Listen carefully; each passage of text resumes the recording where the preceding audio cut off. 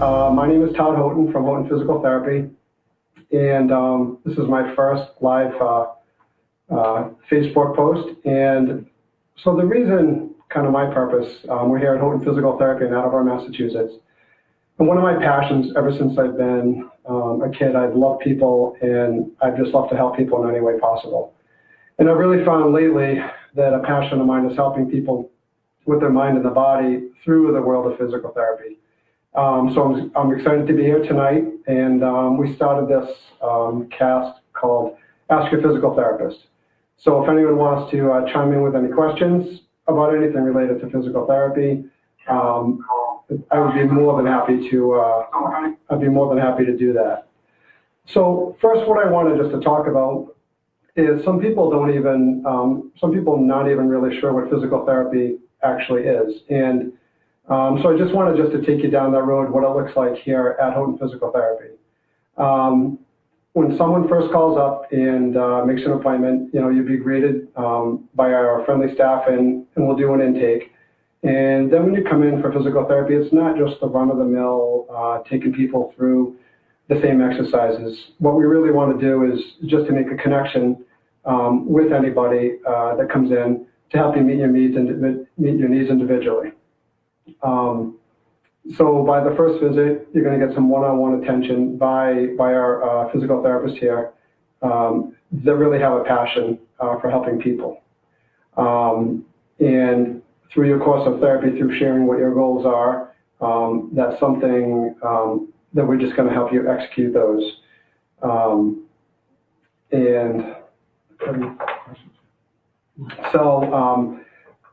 So again, my passion here is to reach the most amount of people. So we were just trying to be innovative to find a way to help the most amount of people with the aspect of reaching people through social media platform.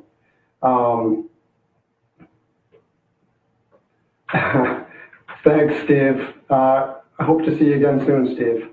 One of the other things that I wanted to talk to people about is another misnomer about physical therapy is that you need to be injured to actually receive physical therapy. One of the things that we'd like you to consider thinking about for the whole field of physical therapy that I'm sure a lot of people have, for example, low back pain, neck pain, and you think it's more of just a chronic issue. And one of the things that we would really like you to consider is to just get that taken care of. And it's a simple call up your primary care and just talk to your primary care that you'd like to get some physical therapy, because there's really no need for someone to have back pain or foot pain or leg pain for that fact.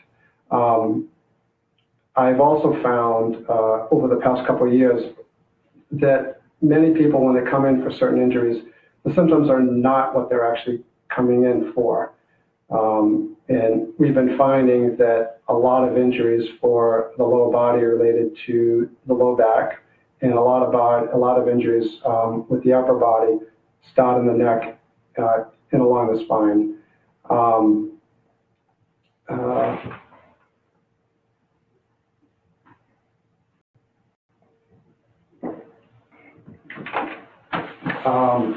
So again, I'm really excited to use this forum just to really reach the most amount of people that we can with the world of physical therapy.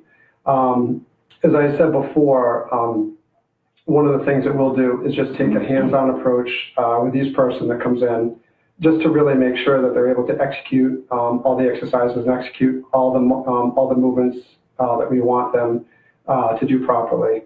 Not just coming in and going over the same exercises, taking a hand-on, individualized approach for each person. Steph joined. Hey, Steph, how's it going? All of us miss you up here in Attleboro. Hope everything's going good down there in Jersey. Shelley's on. Hey, Shelley, how's it going? So one of the things that I've been working on over the last couple of years, if anyone's ever had an injury that's more of a chronic injury that they weren't able to resolve,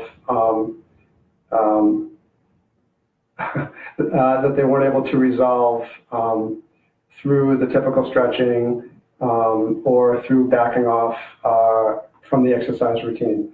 One of the beliefs that we have here is we really believe that we want to keep people active through the role in physical therapy, not to just stop exercising.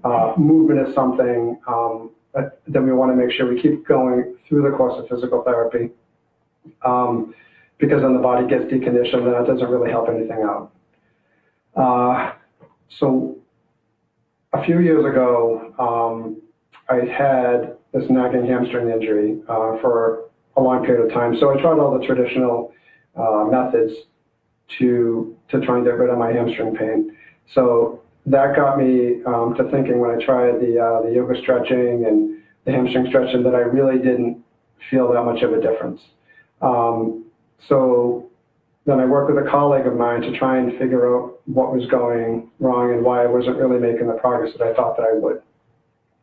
So we started looking at kind of asking ourselves a question: what if the hamstring muscle, for example, with the low body, was just holding on for dear life, as opposed to having to stretch out the hamstring?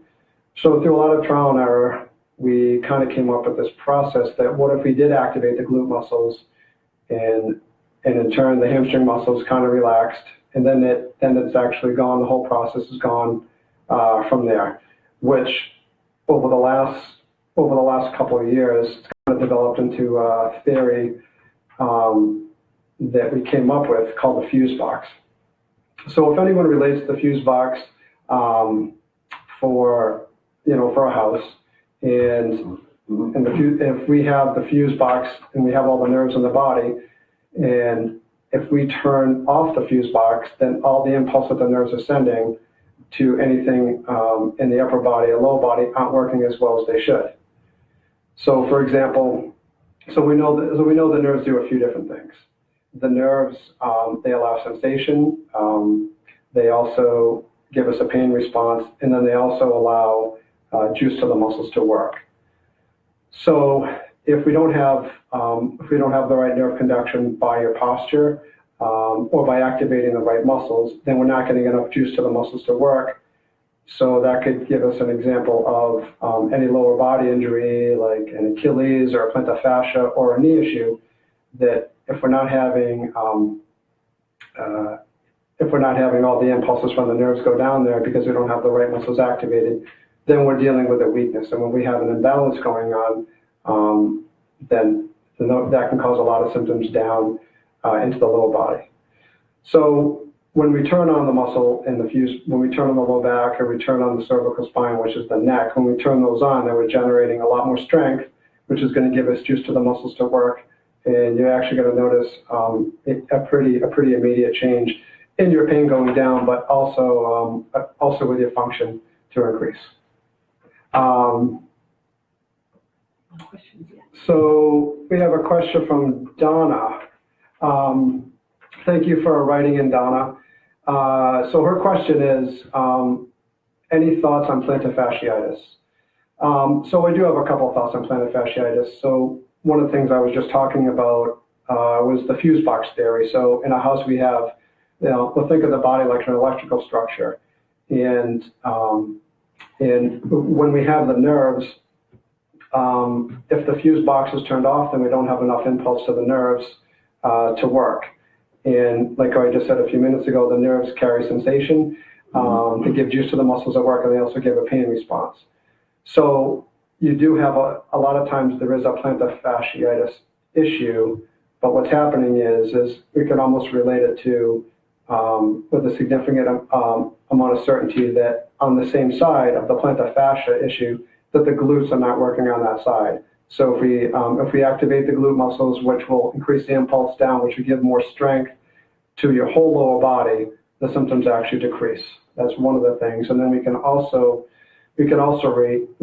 relate the symptoms of the plantar fascia to the low back. And I can pretty much guarantee that most people that have plantar fascia issues also have some low back issues. So with that, I would probably address the low back issue first, address any hip issues as well, strength to the lower body, and then we can kind of see what symptoms will be left for the plantar fasciitis after that. A commonly, we could also do some stretching of the calves, those types of things for a home exercise program. But I would say I would probably start with the low back, the SI joint, and just to make sure that those issues are addressed. Thanks, Don. That was a great question. And the next question is, what is the Todd squat? So thanks for asking. There are some of you who think Todd squat, you're Todd, and how did you come up with that? So I was saying before with my hamstring issues that I had a few years ago, related back to just chronic hamstring issues that just didn't seem to get better. And a colleague and myself, we came up with kind of the theory that what if the hamstrings were holding on for dear life? So then we kind of worked through that process, and we worked with, so we found out that by activating the glute muscles on the same side and activating the low back muscles of the fuse box, all the muscles along the spine, that was something that when we did turn on the glute in the low back, that was something that increased strength to the whole lower body, and we started to notice that my hamstrings just relaxed. So over the last couple of years, I haven't stretched my hamstring, just about 3 years. My hamstring flexibility has increased. My hamstring discomfort is way down. Most of the time, I don't even notice it's there, just I'm activating the glute muscle. So we do that by doing, there's a few different ways to activate the glute muscles. That could be something for another night. But we found out by doing the Superman to activate the glute, but also by doing the Todd squat. So a friend of mine had come up, another colleague of mine that we had been working with for a while, kind of came up with the idea of a squat done in a specific way to really activate the glute, in which there's no knee pain that's caused. And how it's done is to make sure that, so we're going to start with, we'll start with gliding the pelvis back. And by doing that, before we actually bend the knees, we're going to get the glutes to fire first. And when we do that, then we'll proceed into the squat. And again, the biggest thing there is we want to work on the activation of the glute. So we found out that by doing the squat in a specific way should give you no knee pain. And if anyone has any questions about that later on, you can feel free to contact me or possibly even go over that the next time. So that's how that came about. So thank you for that question about the Todd squat. For myself, every time before I do a workout, so if we go back to the fuse box theory, every time before a workout, there are certain things that I do every time. If you look at the best of the best, people who are the best in their trades, the athletes, they just do the same specific thing all the time to get the same results. Because we're only talking about a 1 to 2% change that we need to do, to have some consistent results. So myself, before I bike or before I swim or before I run, I do some Supermans to activate my glute, and I do some Todd squats, and I do a few of the kinds of squats that I do every time before I work out.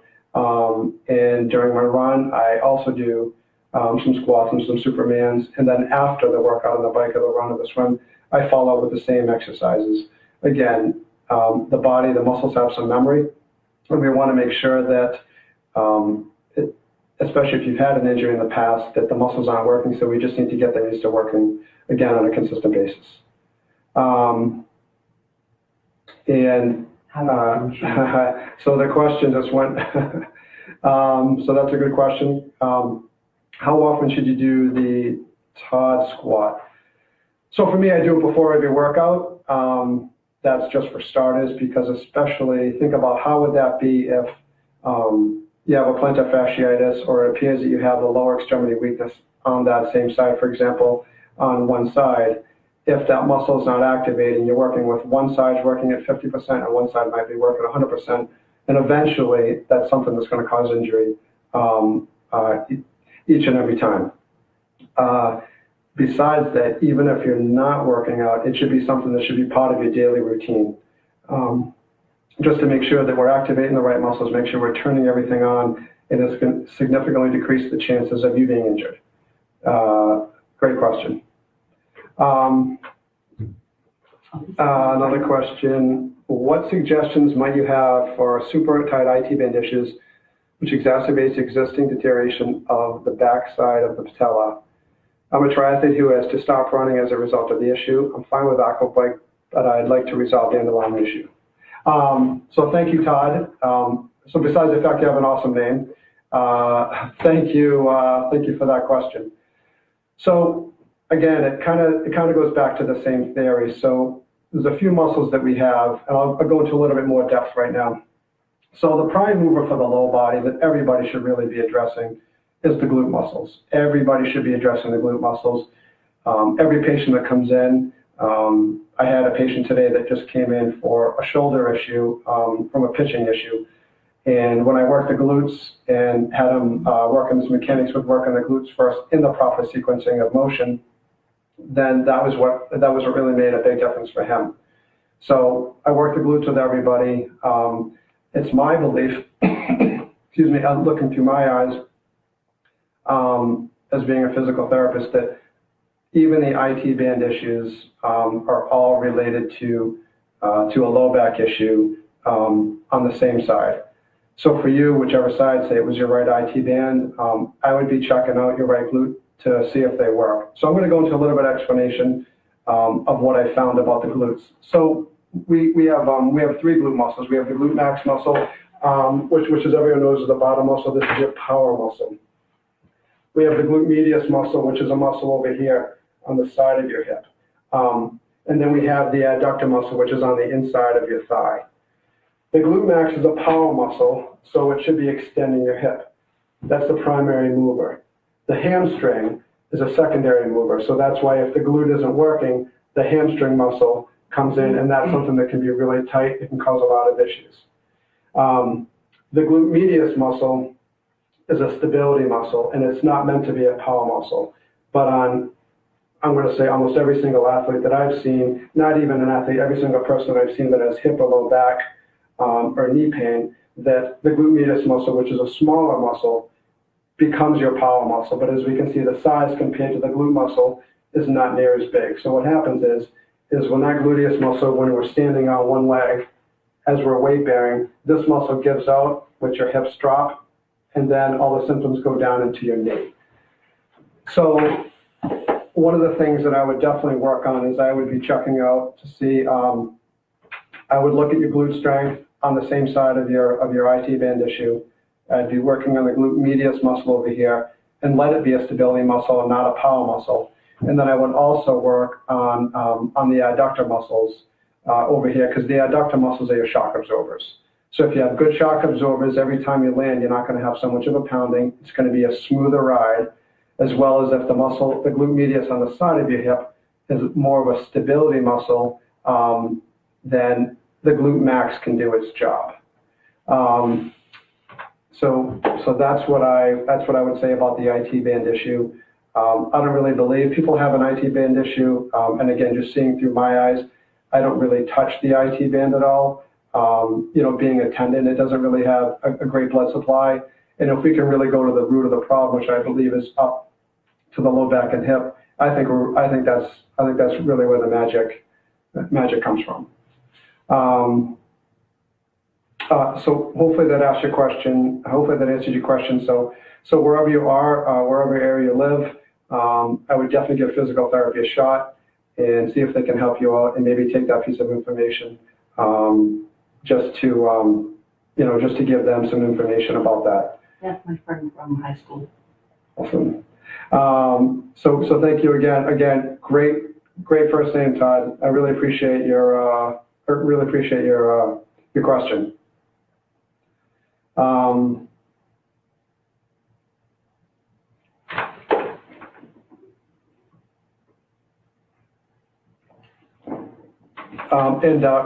For anyone that's just joining, kind of my goal and my purpose here is I just really want to just spread the word about physical therapy, and just I want to add value to anyone here that has any questions about physical therapy, any misnomers about physical therapy. That all of us are here just dedicated to helping people out, just to get back to their daily living. And again, if anyone that wasn't on here before, a lot of times people might think that when you go to physical therapy or when you go to see your doctor, that that your doctor might tell you where to go. He might give you a list of places to go. But I would really suggest that you really, that you really investigate who you're going to see and make sure they really align, with what your goals are. If you're someone who likes to play golf, and what that should be, you should go see somebody that really has an understanding of playing golf, or for whatever task you like to do. But it's really important. One of the things, especially with my belief, is we just really want to keep you moving. I think it's good for your head emotionally to keep moving, because if anyone's like myself, I just love to move, and I really enjoy working out. And when someone tells me to stop working out, I think I would definitely find that pretty difficult. Any tips on strengthening a single leg after an entire LCL? Sure. So the next question, thank you, Joey, for chiming in. And his question is, any tips on strengthening a single leg after an entire LCL repair? So LCL is a ligament on the side of the knee. I guess the information that I would have with that is number one, I would kind of look at the mechanism of how it happened. If it's just a blunt, forced trauma to the knee in which you're hurting your knee, then that could be understandable as to why you injured it. But I would look, if you just did a cutting or stopping or turning, I would really look into, again, I'd look into the low back and the core. If it was a non-traumatic event and you just kind of turned, I would look at all the muscles, that help with deceleration. Rarely are people injured when they're ascending up from an injury. It's usually when they're kind of decelerating or planting their foot. So I would go to take a look to make sure, we talked about the adductor muscles. If you were with us, the adductor muscles are really important for good shock absorbers. And if you're going to plant or cut or stop and your adductor muscles on the inside of your thigh aren't working, then I would address those. Again, I would also address the glutes on that side, the power muscle, to make sure that's working. Now, saying that that's all clear and you don't have any pelvic or any other issues going on, and the spine's moving well and the hips are moving well, my first thought is I like to do, I'm a big fan of, through my eyes, doing exercise with both legs first to make sure you can go through full range of motion pain-free before we even go to single leg activity. Because a lot of times you can see that someone might be able to do a single leg stance, but they can't do a proper squat. So for me, I always look at the squat first, because the way I kind of think of it is that if we can work a squat with both legs working twice as many muscle groups, and then as long as we're able to get to a certain level of strength there, then I progress to one-legged exercises, but only when you're able to do that without pain. So I would make sure before you do single leg exercises, I would make sure you can do all the double leg exercises first. And I am big on making sure that you do lots of repetitions to make sure your body builds up some endurance. Once you build up some endurance, then definitely use some weights. And you can definitely get into some more heavy lifts to strengthen, again, both legs. Then at that point, then I would address some single leg balancing exercises. Okay. My elbow hurts. Get neck and upper back. Thank you, Joey. I hope that answered your question. The next question from Tracy is, my elbow hurts and I have neck and upper back pain. Can you explain the fuse box connection to that? Thank you, Tracy. So my thought on, if we're talking about, and so we'll go back to the fuse box, is, so when we're first born, we're born with a head, and we're born with a brain, and we're born with a spine. That's the first things that we see on the ultrasound. So all movement should really take place from there first.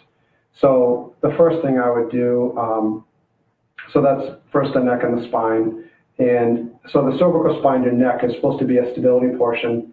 The thoracic spine, which is your mid-back, is a flexibility portion. And your low back in your low back, your lumbar spine is also a stability portion.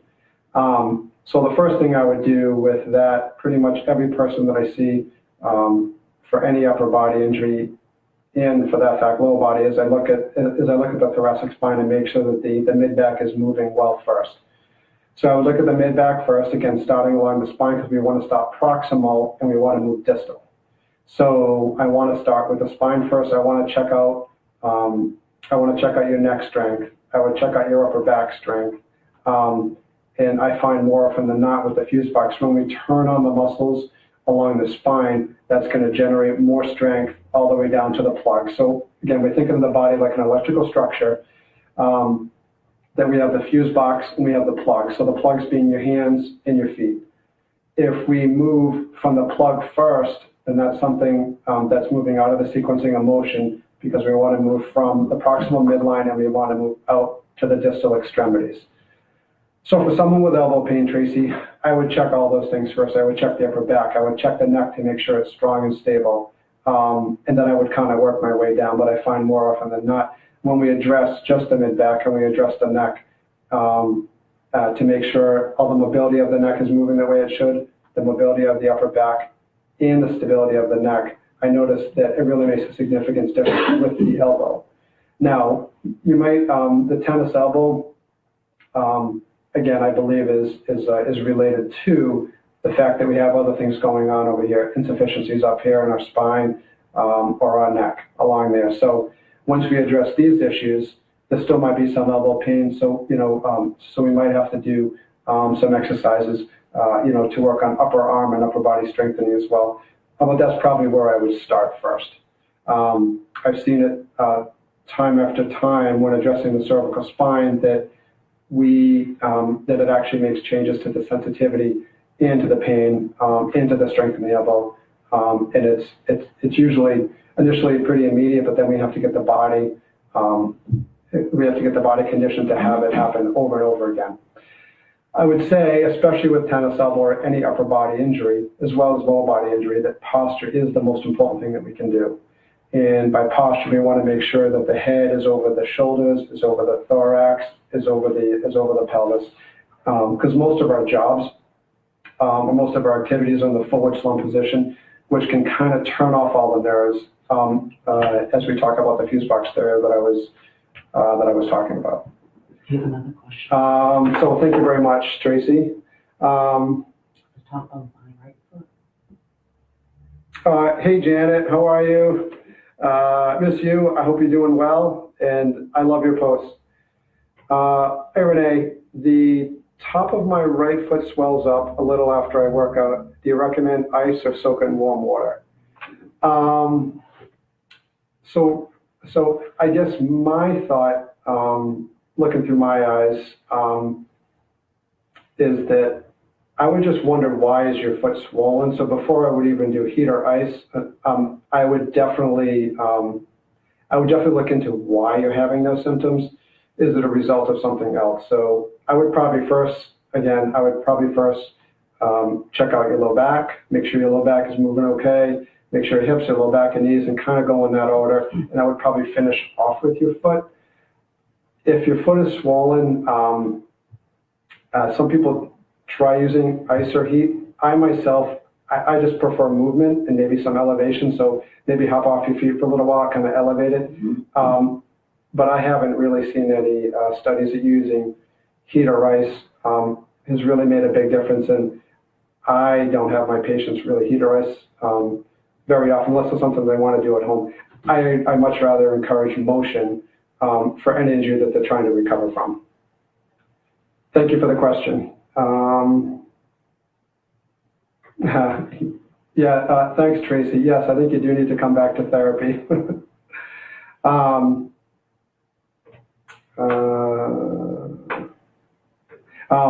And even related to Renee's question about the foot,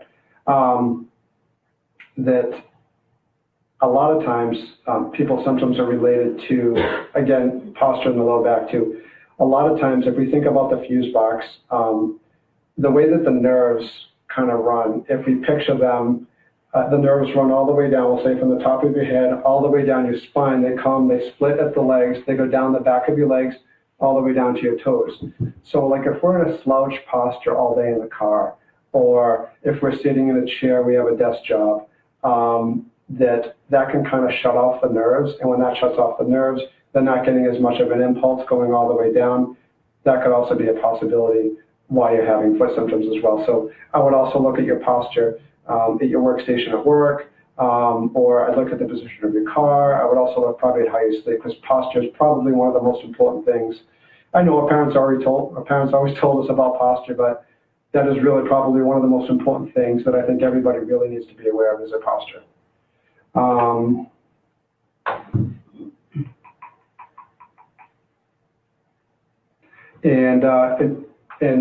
And Renee just commented that she did have a previous injury with that foot. So again, if you've already had another injury with that foot, like there's definitely some balance, there's definitely some imbalance over there. And again, if you were, I would suggest if you can find a good physical therapist near you, I would have them take a look at your low back and have them take a look and make sure that all your low back and your glute muscles are working well, just to make sure there's enough strength and enough juice going all the way down to the plug being your feet. Especially if something becomes chronic. A lot of times I'm seeing too that when someone has more of a chronic issues, for example, a lot of you know Derek Rose, who plays basketball. And his injury initially started with, he had low back pain, and then it went to SI joint pain, and then it went to, he pulled his hamstring, and then he blew his ACL. So that injury was preventable. And a lot of these things, if I was to test, there's a couple simple tests that I would do just to test the strength of your foot in certain positions. We can predict that some of you would probably be injured in the future just by the weakness in one leg. It's kind of like, again, like I said before, one leg is functioning at 50% and one leg is functioning at 100%, but we're asking to do the same amount of force. Eventually something has to give. So I would definitely go see a physical therapist in your area and see if they can help you out with that. Thank you very much for the question. That was a great one.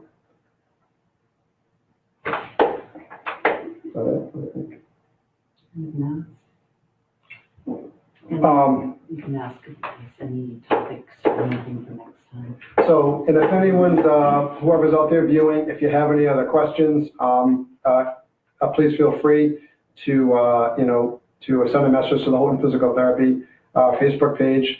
I really had a great time tonight. This was exciting, my first one. And I'm looking forward to seeing you guys next week.